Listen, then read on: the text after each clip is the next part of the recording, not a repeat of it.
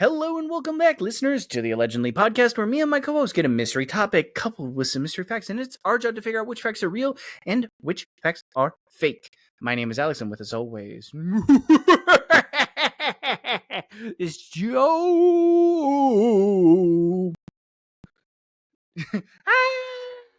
Sorry, I was scared. Yeah, dude. Well, I had to crouch down. I was coming at you. I wasn't expecting that. It was a little jump scare. I'm sorry. Yeah. What is this? What is this? The end of Sinister? Get out of here. I've never seen Sinister. It is okay. I prefer not to watch things where like children take the brunt of the force. So like it was kind of difficult, but at least like the other half is more adult kind of oriented. They're fighting, so yeah. And it's King too. He does it in a little bit more artsy way. It's a little bit more scary, but also kind of, analogous with alcoholism. Yeah. Sometimes they're just like a bunch of kids in a cave, let's say. Yeah. I don't know what's scarier, the verbal abuse from an alcoholic father or a fucking clown that lives in your sewers that eats you. That's a metaphor for an alcoholic father. Yeah. Interesting fact, my stepdad lived in the sewer. He handed me balloons. He went there after the alcohol got him. After his liver gave out for the second time. I just watched the 1979 Salem's Lot. Okay. That one's old. It is rough. It's from 1979. It's rough, though. It is a 2-part miniseries, so it was made for 1979 television. So yeah, there's some some roughness to it. I will say, if it comes to Salem's Lot, but my favorite character from that, he's better. He's obviously more in the book, but is the lovable drunk who spies on everybody.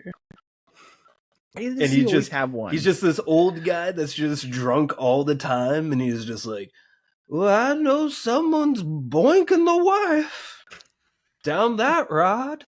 Like, just going around. Dude, we need a drunk. There's been something that has been lost over the years for a drunk, person in town that just wanders around. They're the town drunk. Yeah. You know what I'm saying? Like, something's been lost there. We just don't have that anymore. That just knows a little everything. Like, in every horror movie, they always have those, like, crazy persons, like, there is cursed. Oh, no. And they're like, whatever, loser. But, I mean, he's right. Like, if one person was just like, you know what? I'm not going to go down that road because the crazy drunk guy said don't. Yeah. Not Crystal Lake. That guy's always correct. Yeah. He comes 100. So I think that it comes down to, we just need more of those drunk guys in our lives to help us. He's like, don't choose that crypto. And you're like, I guess I'm not choosing that. Truck, you can't even wash it. Alexa's just gonna spy on you. Yeah. You're like, all right, cool. You're doing the government's work for them.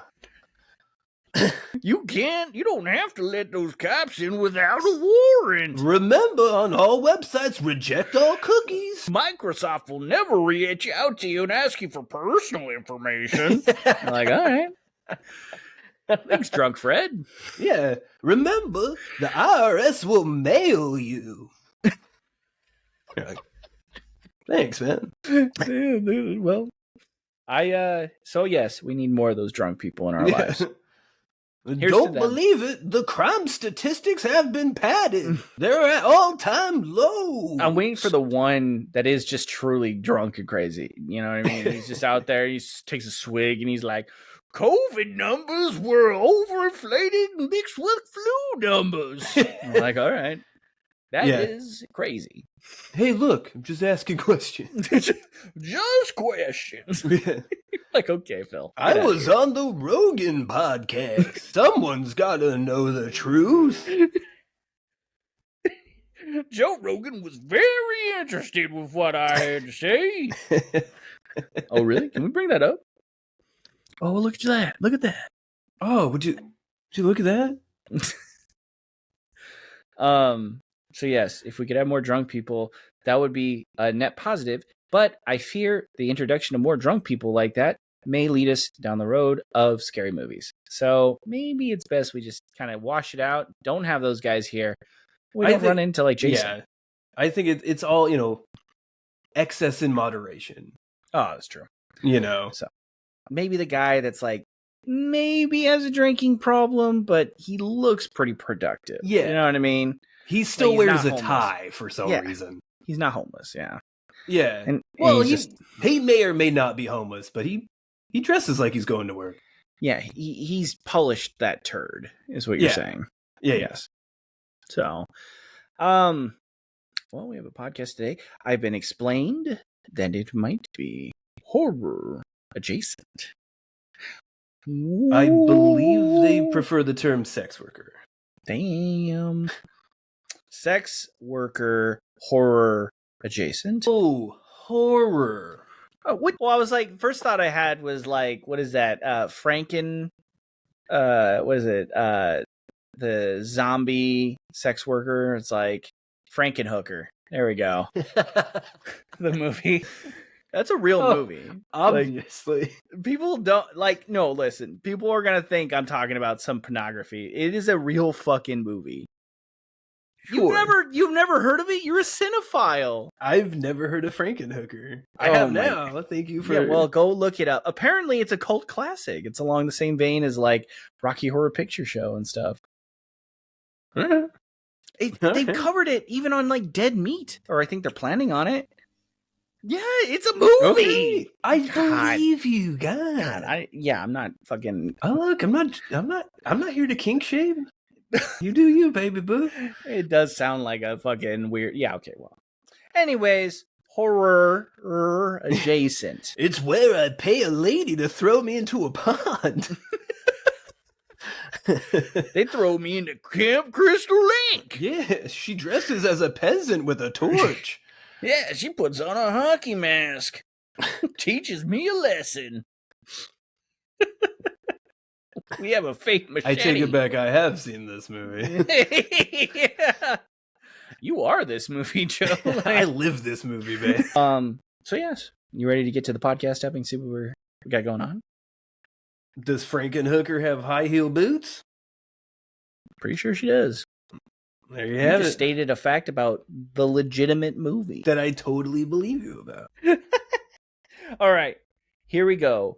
So our podcast topic today is tricks, not treats. Ooh. Bum, bum, bum. So, tricks are for kids.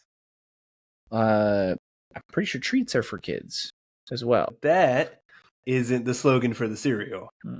What is the trick for the cereal? I don't know. To get your parents to pay for overpriced cereal? It's so you can secretly have candy for breakfast. Yeah, it's legitimate, like, breakfast diabetes. Yeah. So, okay, Joe, well, I mean, obviously this is simple, adjacent to, like, trick-or-treating and stuff like that, and I'm sure it's not going to be completely relevant, but I think the $1,000 question is, Joe, do you still go trick-or-treating? Yes. Good. I pretend to be a parent. Cool. No kink shaming here. Whoa. Okay, let's be clear. I'm in it for the candy. Oh, okay. I just go, like, I wait, and then, like, a group of kids go, and then I'm like, oh, like, my son was too scared to come up, and I get the candy. Oh, so you are the trick, and then you take the treat. And I get the treat. Damn, dude. Yeah. That's a racket.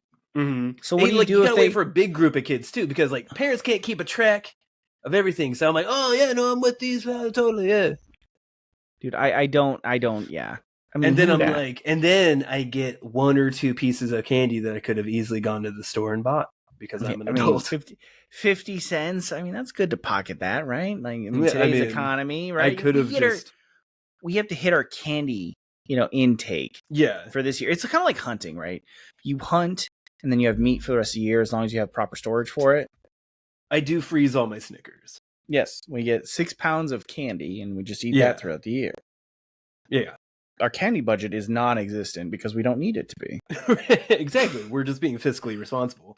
Yeah, I have like 13 pounds of frozen. Also, you have 3 kids. You can send those people to 3 different neighborhoods. Yeah, no. You got a Yeah. racket going on. No, see, what you do is you send them up, and then you pull the racket of, oh, you know what, one of my kids. And then I get that. And then the wife does it as well, right? We get like 5 bags of candy. Beautiful. And then I don't let the kids have any candy. Or I give them like, you don't want them to be unhealthy. Yeah, I mean, diabetes is a real problem. Yeah. I'm helping out. I'm doing my part. I'm like, how about this? You sell me back the candy and I give you healthier treats. And I pay you in carrot sticks. Yes, there you go. So I'm just being a good parent, to be honest. Yeah. So I don't know why everybody's having a problem with that. Fucking woke culture, dude. Don't want to be canceled. Just can't be an alpha male these days. Yeah. No, I do take my kids out trick-or-treating, though.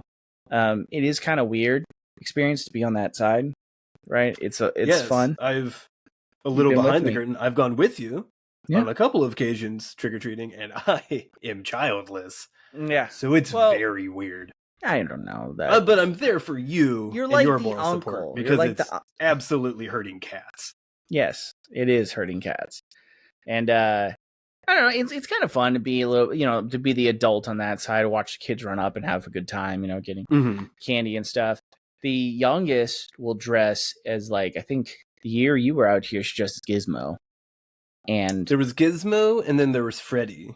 That's right. So Freddy they liked, right? That was a silly one.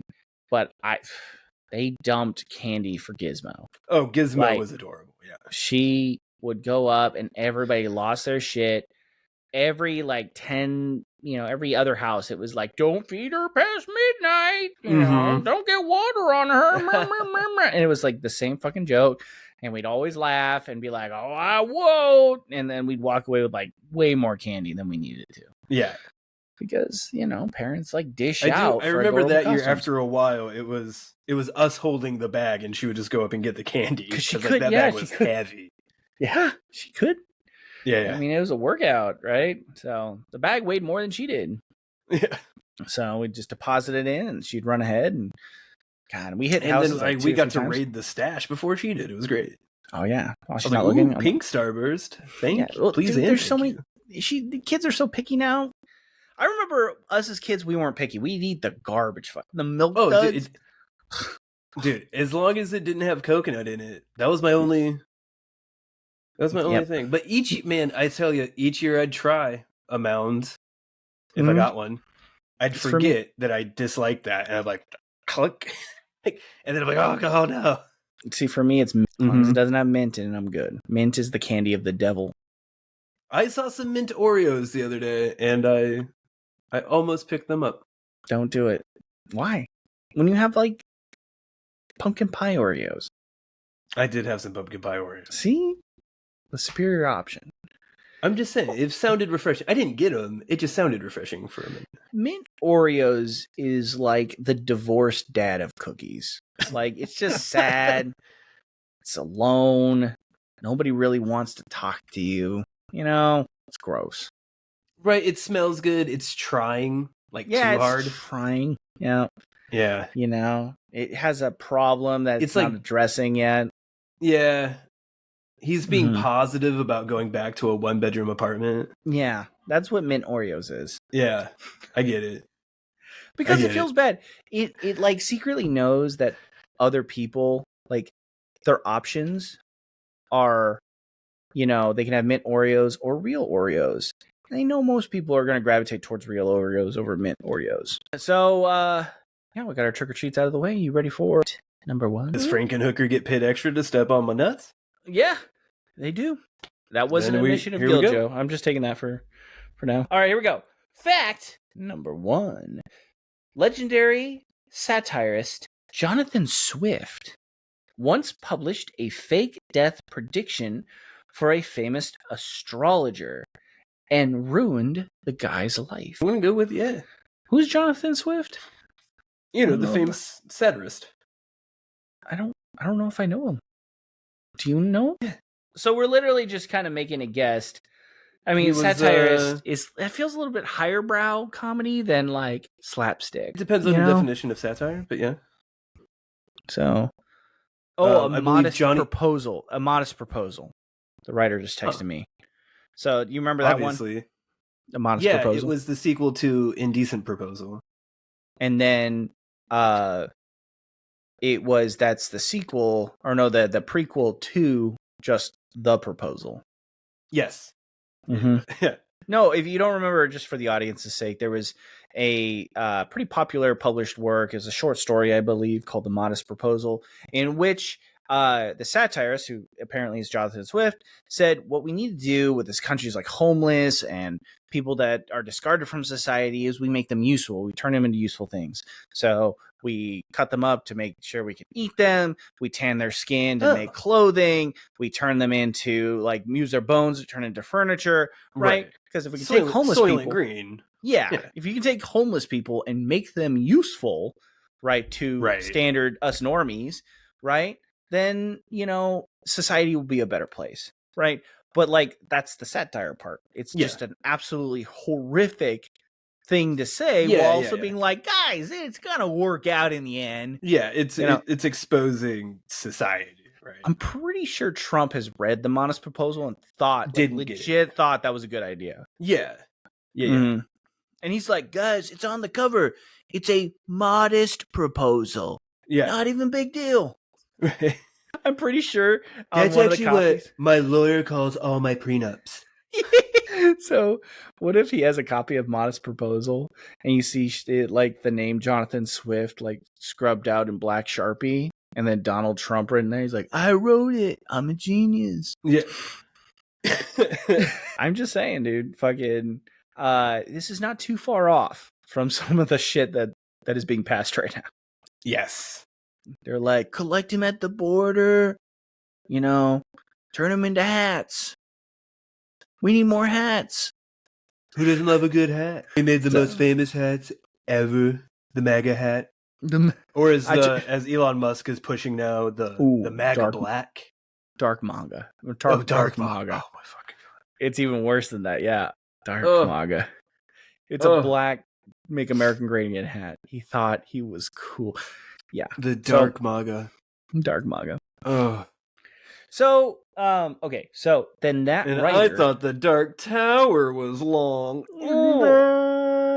So this guy here says Jonathan Swift. He basically ruined an astrologer's life. He predicted a fake death for a famous astrologer, and it ruined his life. Sure. What if he was getting death threats for that guy? He's like, you're gonna die tomorrow. Right.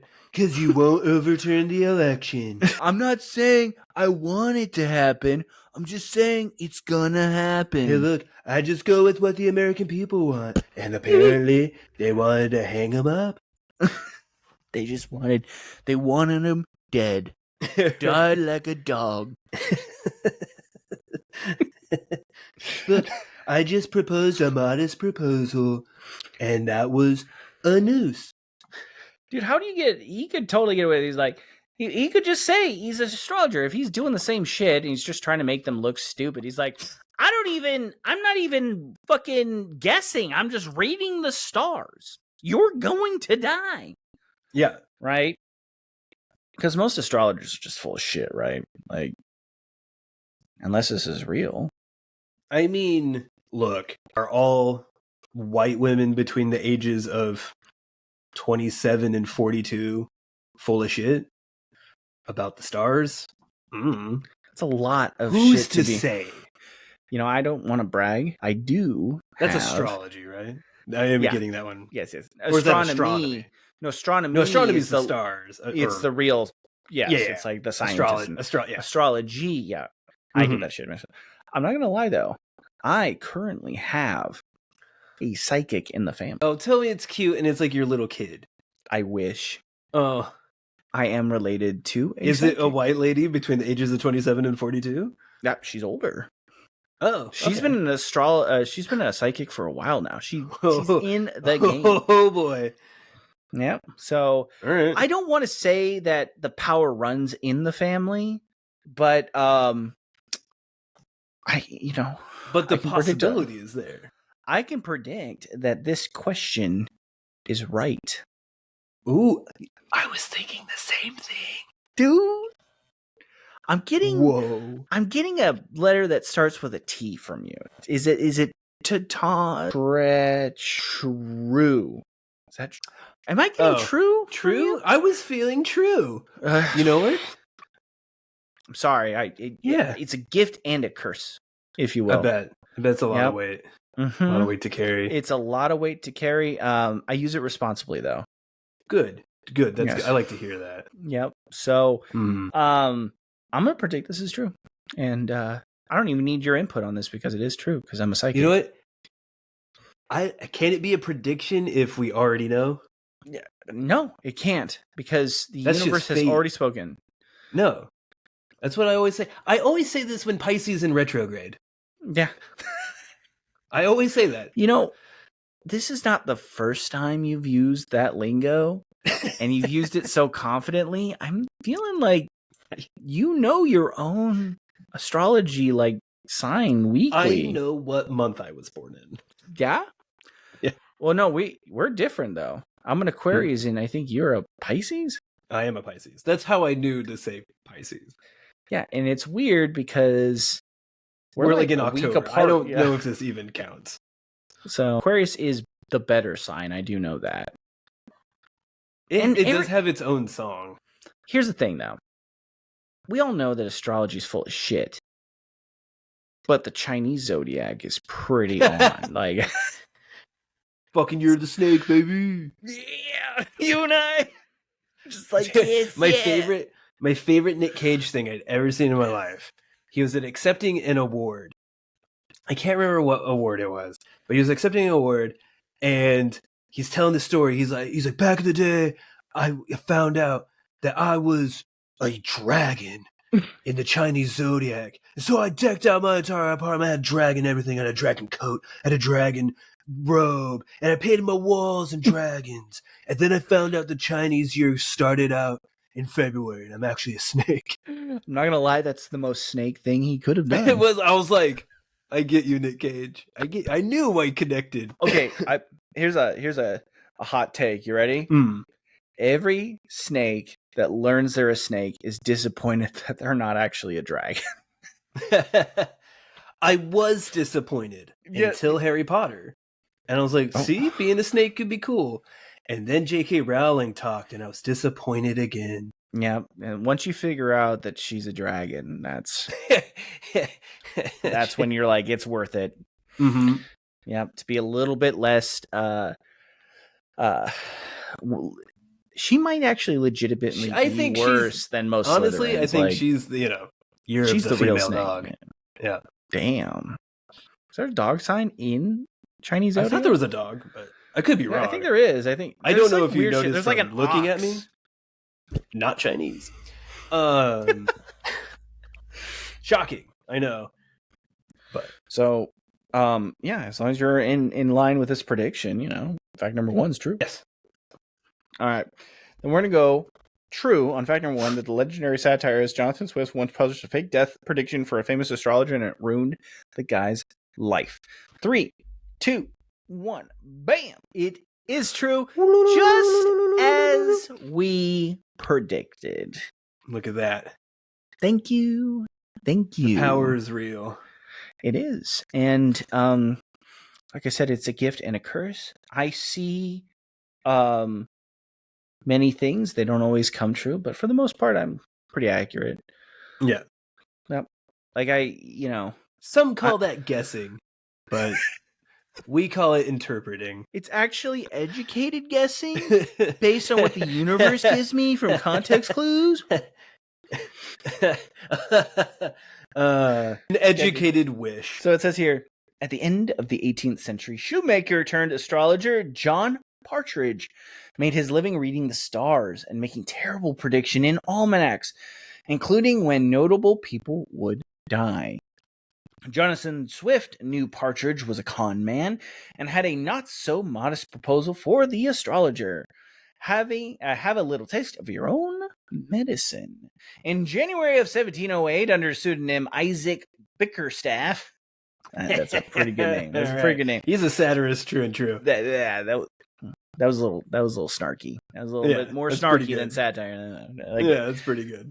Published a Partridge-esque prediction on March 29th at 11 p.m. John Partridge himself, the Deadpool astrologer, he said Deadpool astrologer. Damn. Deadpool astrologer would die of a raging fever. But he didn't stop there. On March 29th, Swift published a second letter under a different pseudonym that Bickerstaff's prediction had come true, and Partridge was dead.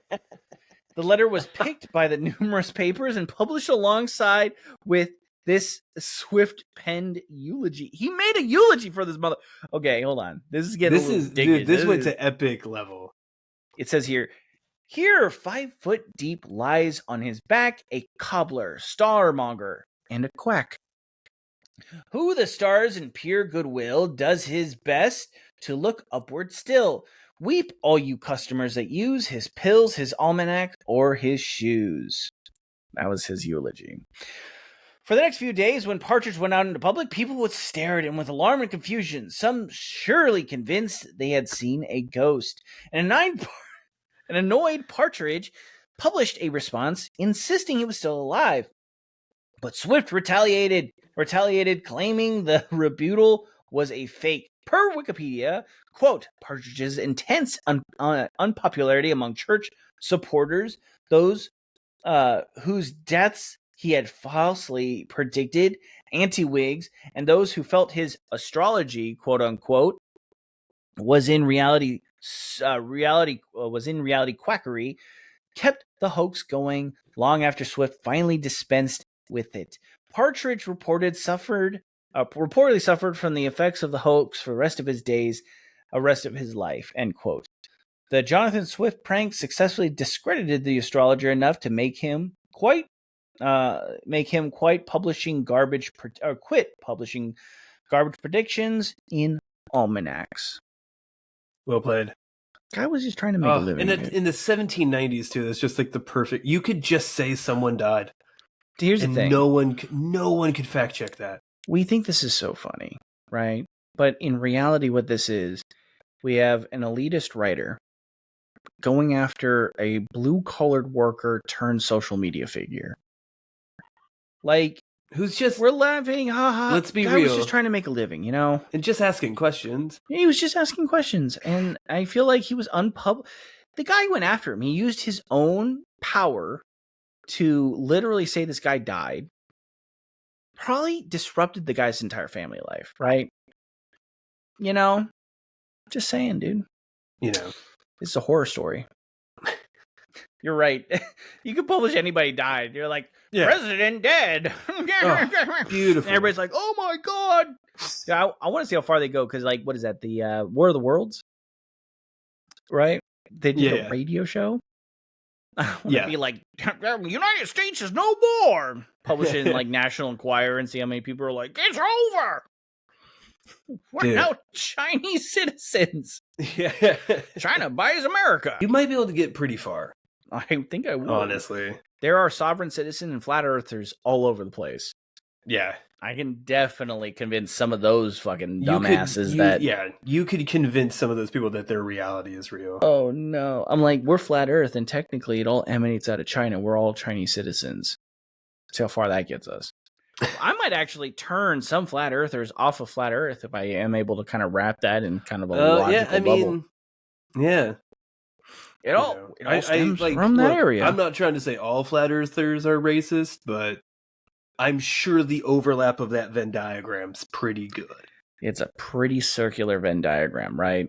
Yeah. I don't know many There's some questionable belief systems in a flat earther that I think I can take advantage of. Is this how we combat it?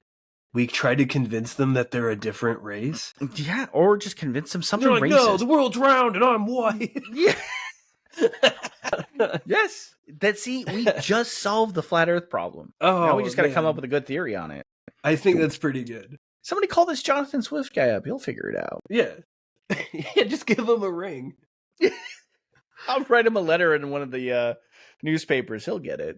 Yeah. He'll think it's great. It's funny. So as predicted, not to toot my own horn, but it was true. Look at that. So you're welcome, world, for showing you my gift. Look, some might scoff at the idea that it was a 50-50 shot, but Some. we both know that it was a 100% chance. Just like I know what the next question is going to be about. Ooh. So getting trick? No. Treat.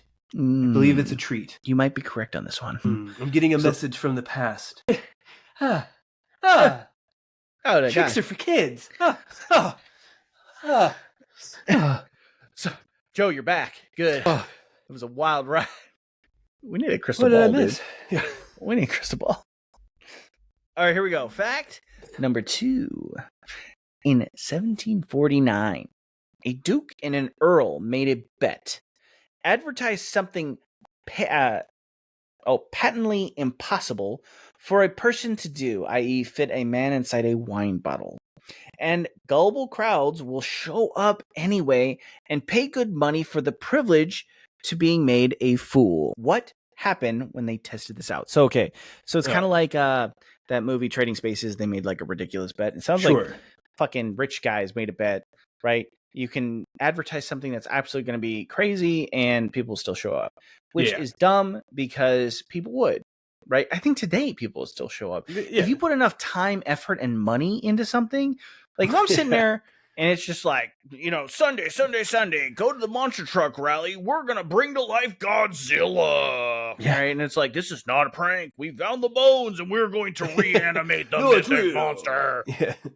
Holy shit, it's a kaiju. Yeah, right. Fucking like, you get some testimonial guy out there who's like, I didn't think it was gonna work, but then I saw him blink. Like, I'd probably go to that. I'm not a dumb person. No, I would 100% go. So it says here, what? Are you kidding me? What happened when they tested this out? A, almost no one showed up for the event, as most were smart enough to know it would be a trick of some sorts. No, B, some people did show up, but were skeptical that a man could fit inside of a wine bottle. Yeah, that was understandable. I mean, I assume some people just show up to watch someone fail. Yeah. Right? I mean, come on. It would be.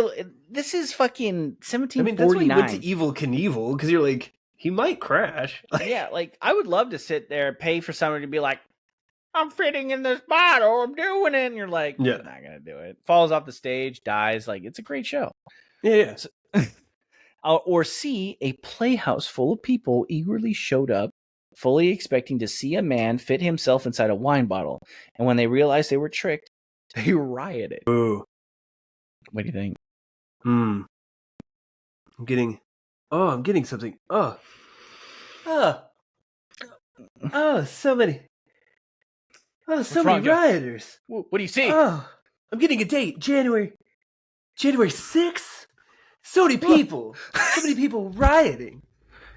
What are they writing about, Joe? Oh, God. Carnival tents. Oh, I'm getting hit with an American flag. Oh, God. Stop it. Oh, God. Oh, getting pepper spray. God. That'd be fucking... some people just want to watch the world burn. Give me that riot shield. I got to break in. I see a noose and gallows. I see Josh Hawley running through the hallways. I see Ted Cruz in a closet. Oh, also he was there on January 6th. So, I'm sorry, I just had a vision that Ted Cruz just lives in his closet at home. Probably why it's comfortable. He's like, well, I'm just going to go to... I mean, I'll just go in here where it's nice and dark. Has anybody asked the question? Maybe that was just his office. They just put him in the broom closet. They keep him in the broom closet under the stairs. Yeah, kind of like where they moved the one dude in Office Space down into the basement. Yeah. Just to try to get rid of him, and he just didn't leave. Yeah. So, they rioted, right? Like, that's... I say January 6th kindly was a riot. I think that's the best light you could put it. Oh, you're asking me if these people in the question riot. Yeah, right. Yeah, I was like, sorry. Oh, we're getting deep now. Yeah, my bad. I thought you were asking me of like, I was like, well, I don't know if it's legally an insurrection, but... I'm just saying, dude, a playhouse full of eager people showing up. I was getting flashbacks to January 6th because it was a riot. Like people riot. Like that's why that was happening. I was like, yeah. So many riots. Why do you keep going? I couldn't. No, seriously, I was sitting here like, no. January 6th. Yeah, it's because it was a riot. That's why I was getting flashbacks of a riot. I know you kept from the astral plane out. From the astral plane. There's nobody out there going, does he think it's a riot? Like, unconvinced. You have to. Seriously, though, it was a riot. We came from Trump's rally. He told us this is a classic. We had to fight like hell. This is a classic. I thought you were looking for an explanation. I was like, I thought I was pretty clear with it. I was like, I didn't know there was a lot of room for interpretation here. Just to drive it home, and this is completely unrelated, to show you that we were so disgusted about the events of January 6th before any of the riots occurred. Yeah. My wife, she's sitting, the writer, mind you, is sitting watching the hearings, right? And we have a stovetop. It's like a glass stovetop. It's an induction oven, right? So it's flat, and then you got the bottom parts, and they spin, and create induction to. So it's an okay stove. It's like decent stove, right?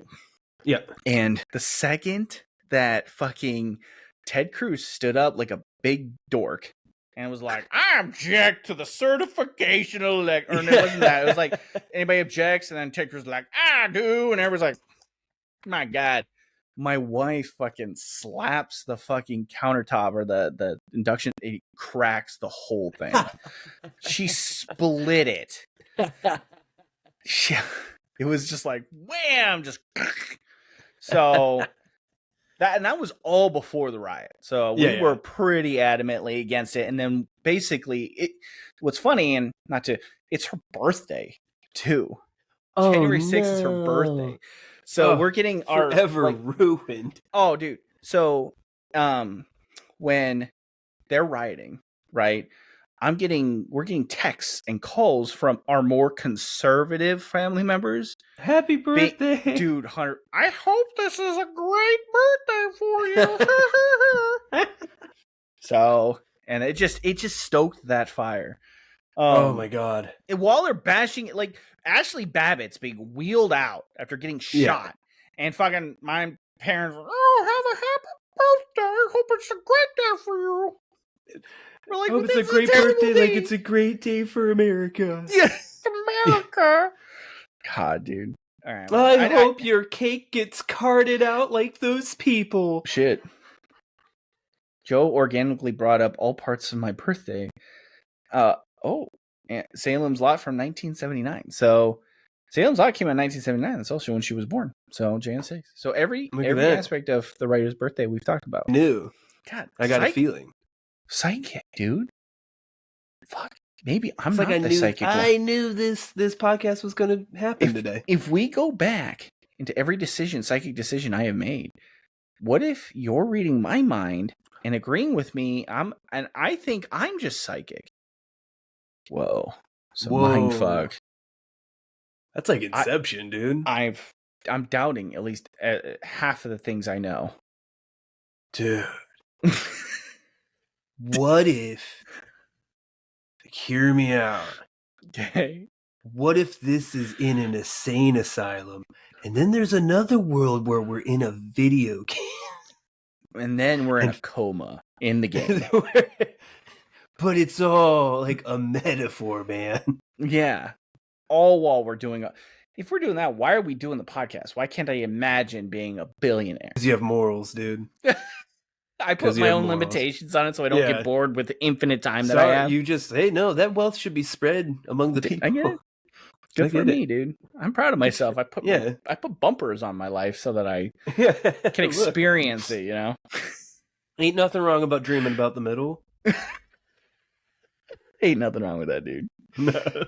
All right, so we're going to go see, though, right? The riot. Yeah. They were pissed off. Do you need me to explain January 6th? One more time. The only way that I don't think that people would be pissed off is if the dude put the bottle over his boner and then spun it while like dancing on stage. That is the only way I think people would be like, No, you know what? like, I would be upset. You know what? But I'm okay with this. Now I read the poster. A man will enter a wine bottle. Ah, got it. Got it. Money well spent. You know what? I was gonna say this is false advertising, but my God, that was fun to watch. Well played. Yeah, they rioted because he stopped doing it. He started going soft, and the bottle fell, and they're like, "More." He's like, more. I can't." Then they rioted. Flies off so much in the audience. Just a go fucking. Yeah. They're rioting because they're so jazzed. They're like, "Yeah, we did it! One more time. One more time." It's like, yeah, I can't get it. Oh shit! All right. Then for fact number 2. We're going to go see that a playhouse full of people eagerly showed up, fully expecting to see a man fit himself inside of a wine bottle, and then realized they were tricked. They rioted. 3, 2, 1, bam. It is. They fully rioted. History.com made it sound like they posted a simple ad for some obviously impossible trick, and dumb barbarians showed up and rioted when they realized they had been fooled. But hoaxes.org had the actual advertisement they used, and I honestly cannot blame the people for rioting. The promises were numerous and extremely specific. Oh. So this is the advertisement. That was their first problem. Mm-hmm. You gotta be vague. He presents you with this is the advertising. He presents you with a common wine bottle, which any of the spectators may first examine. This bottle is placed on the table in the middle of the stage, and he, quote, or parentheses, without any equivocation, goes into it in the sight of all the spectators and sings in it. So he goes in and he sings. Oh wow. They added another layer to this. They did. And he sings in it during his stay in the bottle. Any person may handle it and see plainly that it does not exceed a common tavern bottle. And then this more. Oh my God. But wait, there's more. This is other promises they made. He would take a walking cane from a spectator and play the music of any instrument. He would sing to perfection. If anyone had a dead husband, wife, sister, brother, friend they wanted to talk to, just tip the performer and you could talk to them. And then for a tip, he could tell you about your past life, as well as giving you insight into other people, dead or alive, who wished you harm. To make it even more enticing, the ad claimed that this is usually only performed for heads of the state in Asia, Africa, and Europe. Of course. So this was a once-in-a-lifetime chance to see this amazing performance. My God. That's a lot. Did we just stumble on, like, psychics? Is this the birth of the psychic? Dude, like, I don't know how you started, like, this guy can fit in a bottle. Also talks to dead people. It's like they panicked, right? Yeah. They panicked. Like, this is not crazy shit. Like, somehow they went more off the rails. Let's say this: he can grab your cane and he can play any instrument. Like he could play a clarinet, harmonica, flute. Some guy's just hauling a piano. Yeah, fucking. He can play anything. What else could you speak to dead people? Right. He could probably groom your dog. Yeah. He can give you a baby. You know, if you're having a hard time with that, cure disease. He can, give you money. Yeah. Whoa. It's getting a little risky there. All for a tip, of course. All for a tip. Yeah. So yeah, we got it right. Go us. There's more to it. Oh, good. Fact number 3. Lord. So here we go. Fact number 3. The audience of the aforementioned sold-out no-show reacted by all the way except for the following. Except. So there's one answer in here that's not what they did. These are great. A, setting fire to the stage. B, ripping out the theater seats. C, stealing the performance receipts. D, burning all the theater equipment in a bonfire outside. Or E, going home peacefully and patriotically? Well, E. I think it's hilarious that they stole the performance receipts. Yeah. Like, where is that was the weird getting one in there. But there's no way they left. They might have left patriotically. I doubt peacefully. What are you going to do with performance receipts? Like, I mean, there's nothing here of stealing money outside of like damaging equipment and stuff. But like, Yeah. they didn't like everything was cash back then. You didn't just like rob the theater. They stole the receipts. They're like, I saw Frank paid $13.50 for this. It's mine now. That guy owes me fucking $6. He said he didn't have no $6, but right here he paid $13.50. So this is pretty easy. We can just wrap. You got money for wine bottle shows, do you, Frank? God damn!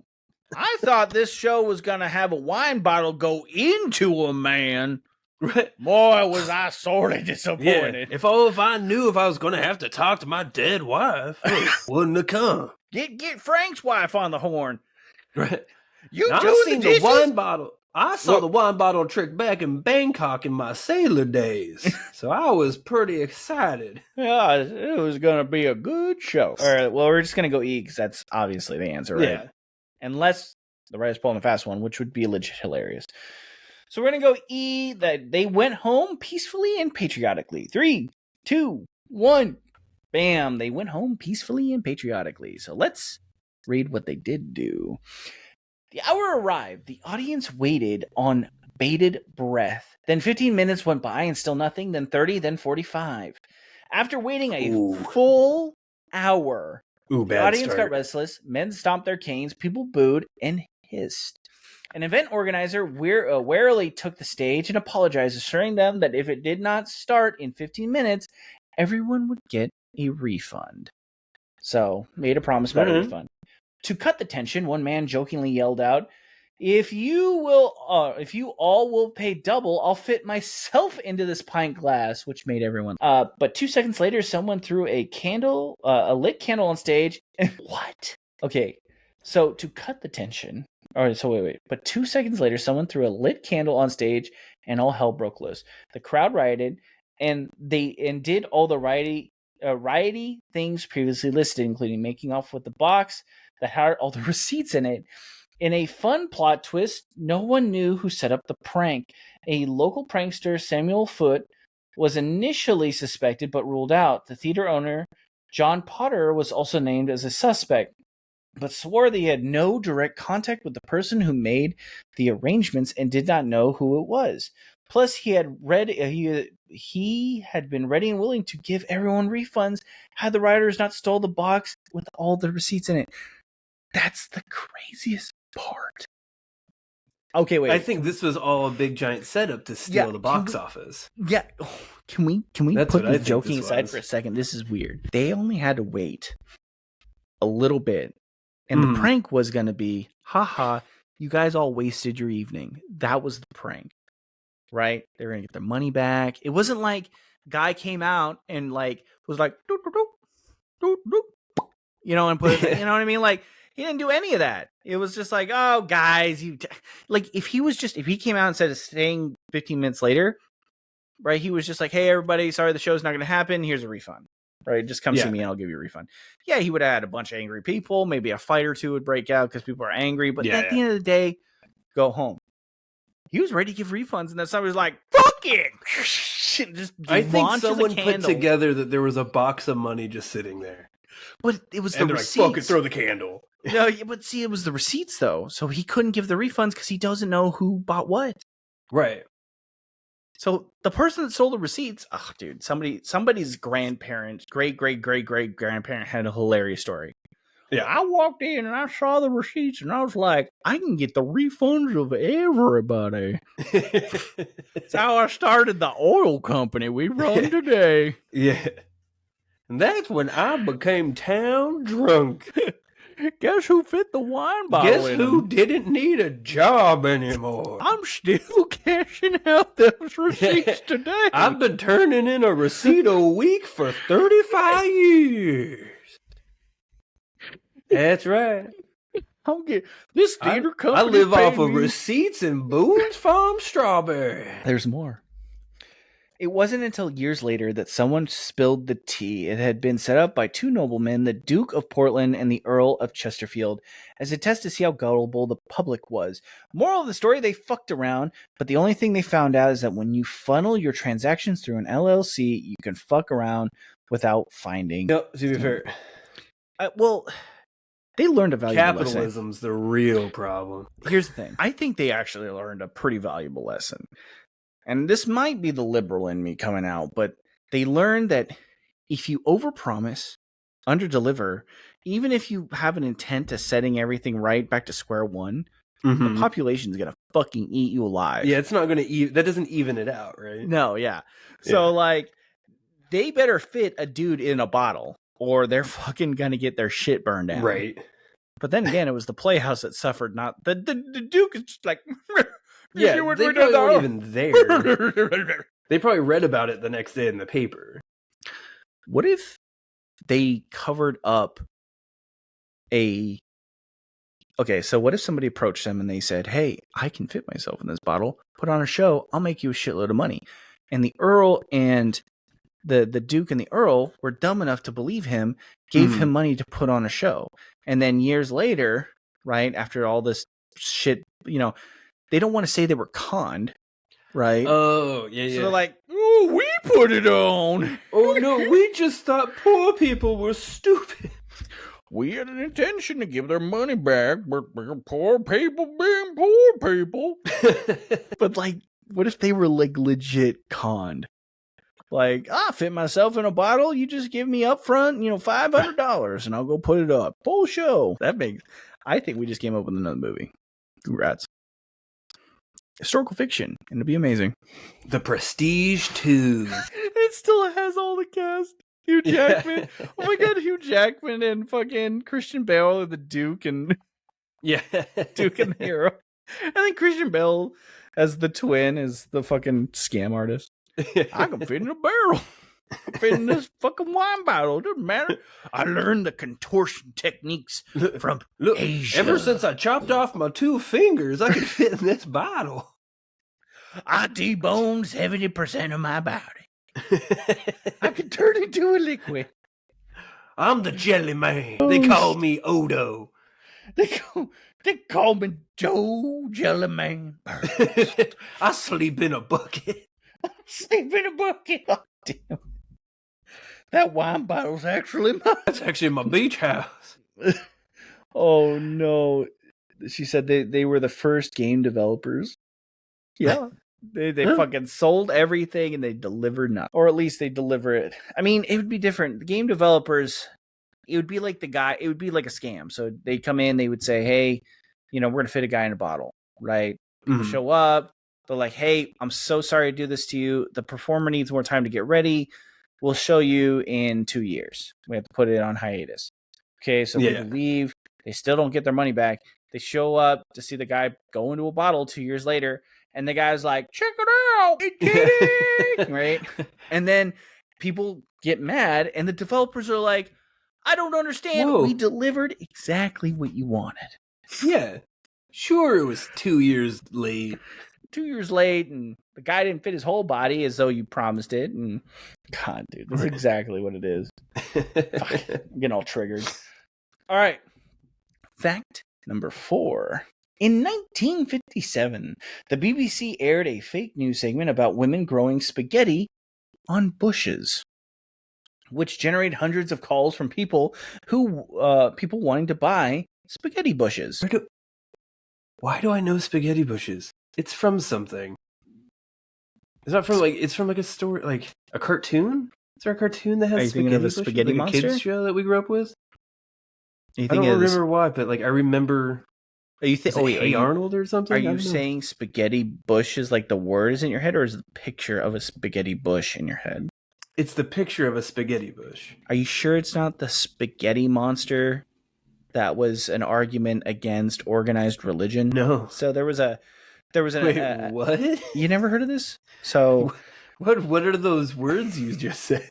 So there's an argument, it was a pretty popular argument, or like a philosophical challenge to religion, that they used a spaghetti monster, like a flying spaghetti entity with eyes, to be analogous of like some sort of deity that somebody would pray to, and you would say, my spaghetti monster. And I'm paraphrasing, mind you, I'm not perfectly well versed on this, but in my understanding, it's like my spaghetti god, right, has just as much power and authority and viability as like the Christian God, right, or what have you, right? Yeah. And so, and then you try to prove him wrong, and the whole point is you can't, right? You can't prove that the spaghetti monster does or does not exist, right? And so that's the whole. But it kind of baked its way into kind of popular conversation amongst like philosophy classes. It's bled its way, and I remember I was talking about it in science class, stuff like that. That's what I thought you were referring to, because it is just like a jumbled spaghetti, and I think like the eyeballs are like meatballs.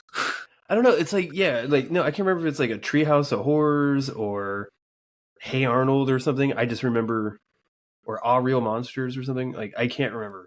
I don't know why, but I just get like a cartoon picture of a spaghetti bush in my mind. That's what I'm picking up from the astral projection. Oh, okay. Well, in 1957, BBC they aired a faked article, which I don't get what the point of that would be. Yeah. Like, was it fucking for April idiots, Fools? We tricked you. Yeah. Why not just send them spaghetti, also strings like of spaghetti and say they're spaghetti bush seeds? Yeah, like, also, like, is it tricking people if you're just lying? Like, you're a news outlet. So is that tricking people?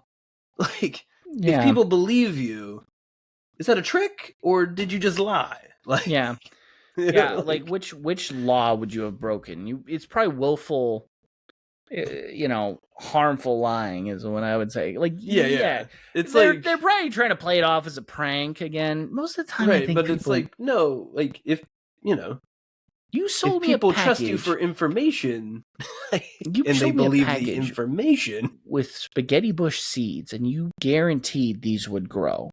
Yeah, you're not tricking me because I gave you money, and you sent me seeds. Like, yeah. The BBC is like, got you fools, you idiot! You're so dumb, so Isn't it dumb. funny? But no refunds. No refunds. I'm gonna go true. Fuck it. People are shitty. Also, spaghetti bush sounds delicious. It sounds like it wouldn't last very long. It has a specific season, I feel. Yeah, it does. Spaghetti bush season is a good fall season. Yeah, you know what I mean? See, my luck, the bush would be like this big. I'm like, you get one meatball. You're like, fuck. Yeah, god damn it! I just can't get things to grow. I water it with marinara. I guess I just don't have a marinara thumb. You don't have a red thumb. So the guy down the street he can't even get rid of his. Like, he's got macaroni and penne and elbow. He got all of them.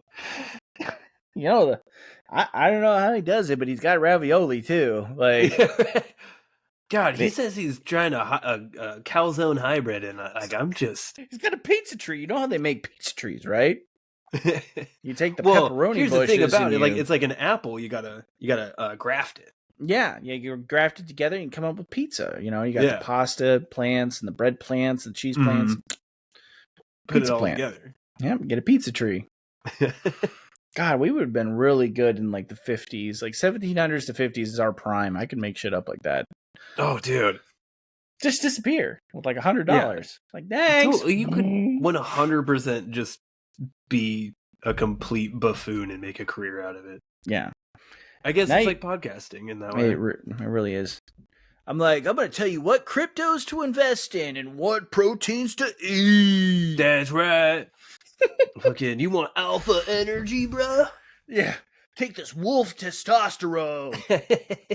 Howl at the moon. So we're just going to go fake, or true, right, on fact number 4? It sounds like one of those things that people try to say are a trick. Yeah. All right, then we're going to go true.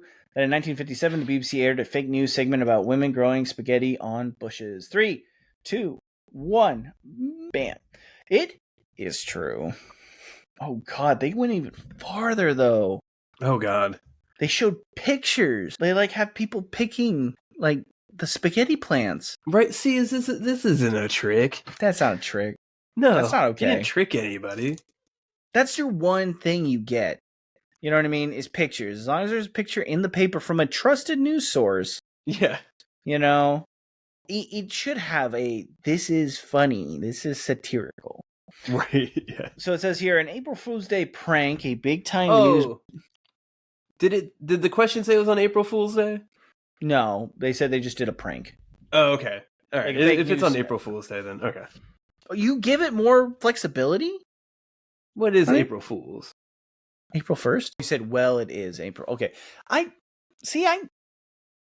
can understand it if people were educated enough to understand that big outlets will do that, right? So if the BBC had already done it once before, okay, cool. And you start off with crazy shit, right? I usually say fun stuff, right? Because if you're right or wrong, it's silly.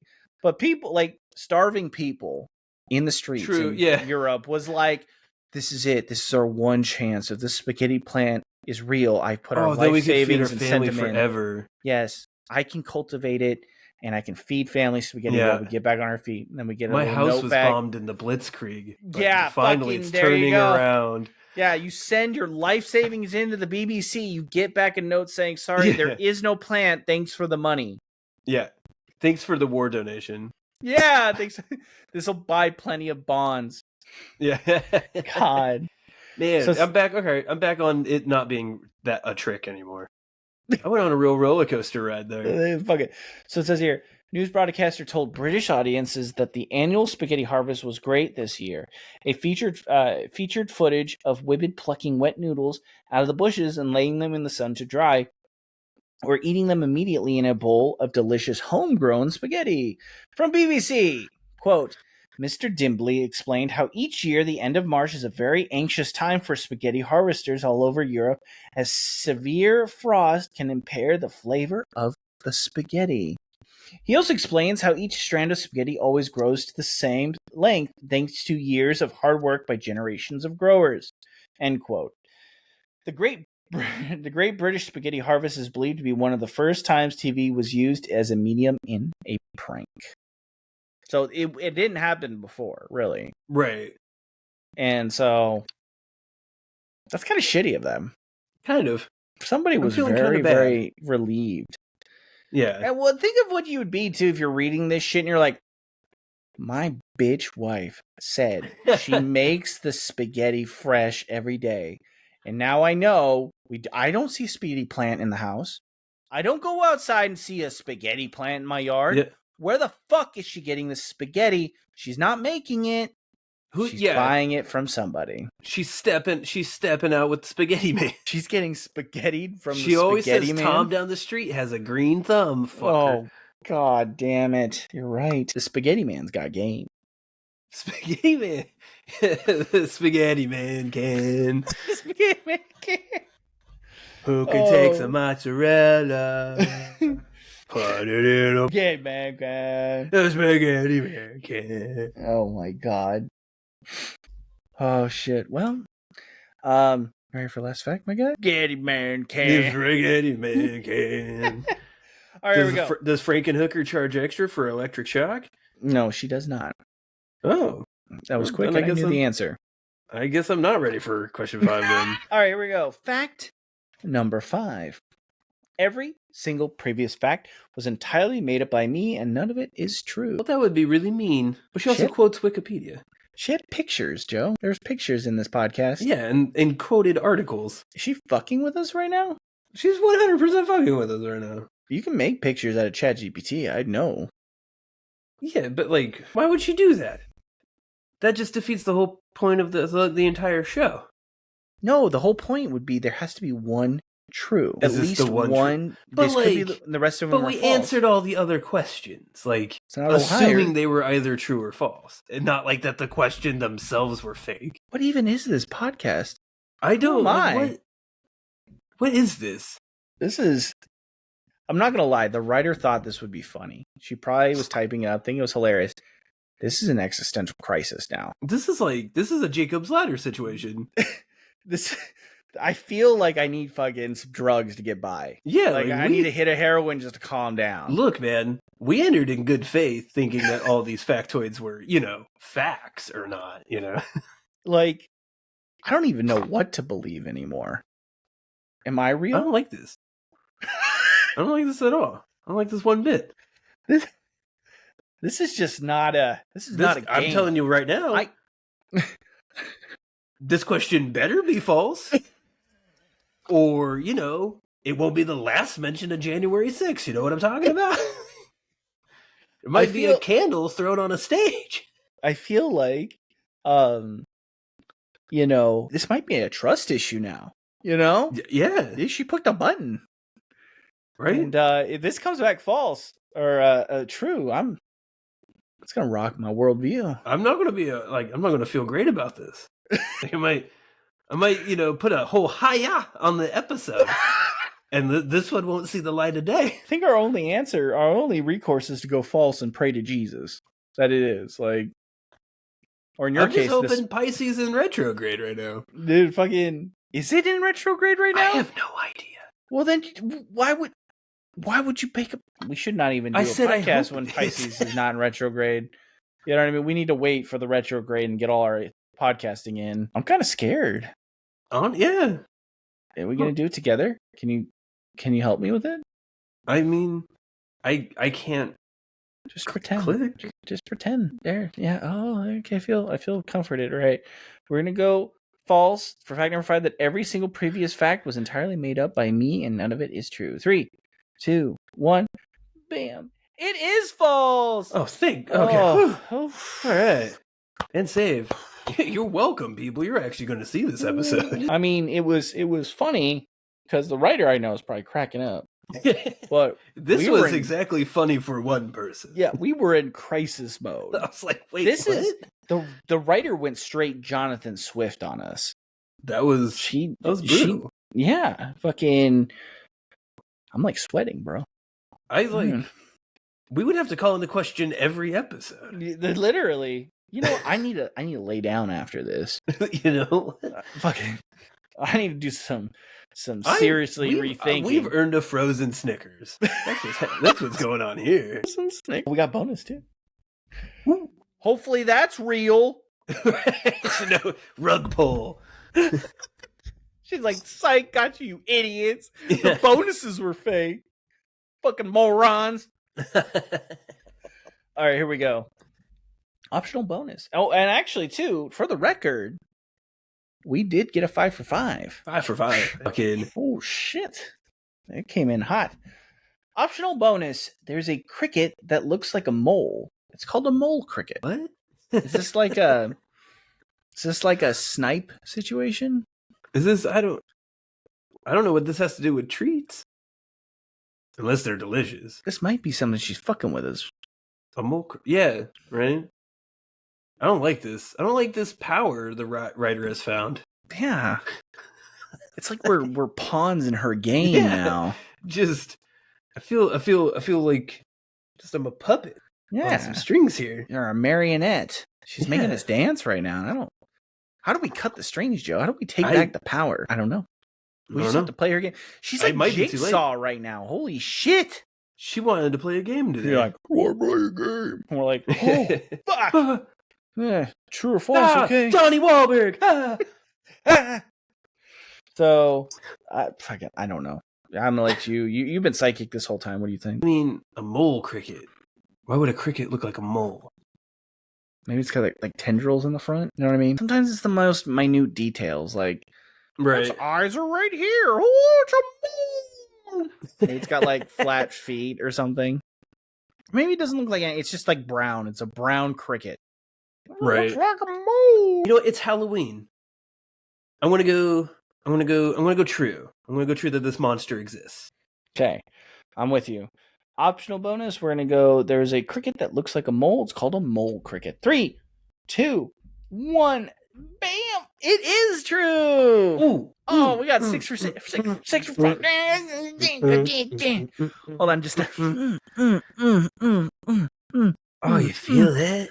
Oh, yeah. You feel that? How does he... That's how Trump dances. Oh. There you go.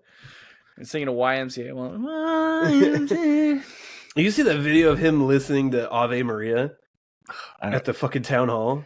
That is probably the best example of a trick in modern times. I was like, what the fuck is it? Like, that was comic. Like, that was satire. Like, that's a Colbert bit.